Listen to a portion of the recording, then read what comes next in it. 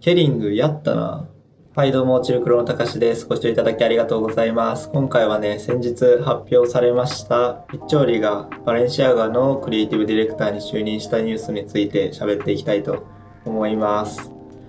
まずそもそもね、ピッチョーリが誰なのかっていうのを知らない人は、この動画を見てないかなとは思いますが、軽く紹介すると、2024年までね、バレンティノのクリエイティブディレクターを務めていた人になります。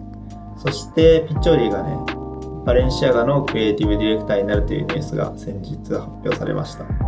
でこれはファッション界でもね、結構大きいニュースなので、押さえてる方もね、多いかなと思いますが、そこでね、僕ちょっと気づいちゃったんですよね。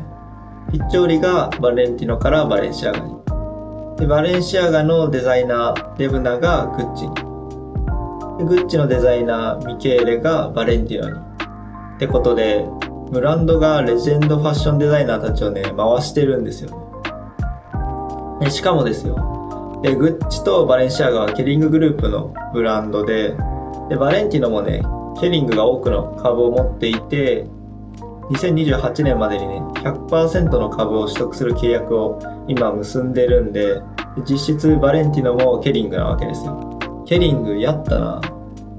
僕はピッチョーリとバレンシアガは結構相性がいいと思ってます。でピッチョーリはね、単色使いがトレードマークなところがあると思っていて、でバレンシアガもね、デブナがよく単色スタイルを出していたので、今のバレンシアガの色使いから大きく変わらずに引き継げるのではないかなというふうに思ってます。さらにね、バレンティノもバレンシアガもクチュールがあるので、クチュールの経験があるね、ピッチョーリはそこも相性がいいと思ってます。ただね、少し思うところもあって、このブランドがデザイナーをコロコロ変える感じ、最近よくあると思うんですが、これブランド力が落ちる気がすると思うんですが、皆さんどう思いますか？ブランドがね、デザイナーのブランド力に頼っちゃってる感じがするんですよね。でデザイナーブランドとかだったらね、まだいいんですけど、ラグジュアリーブランドはね、自分のブランド力で勝負してほしいなっていうふうに正直思ってます。特にね、ラグジュアリーブランドはお高く止まってればいいんですよ。現代のラグジュアリーブランドは貴族がお客様じゃないんで、売り上げを伸ばすために必死なのはわかるんですけどね。そりゃ有名ブランドを起用すればコラボみたいな感じで売れるとは思うんですけど、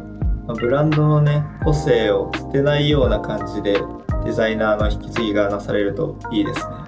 つまり僕が言いたいのは、ミケールさん、自分のブランドをやってくれませんか？それじゃあまた。じゃあね。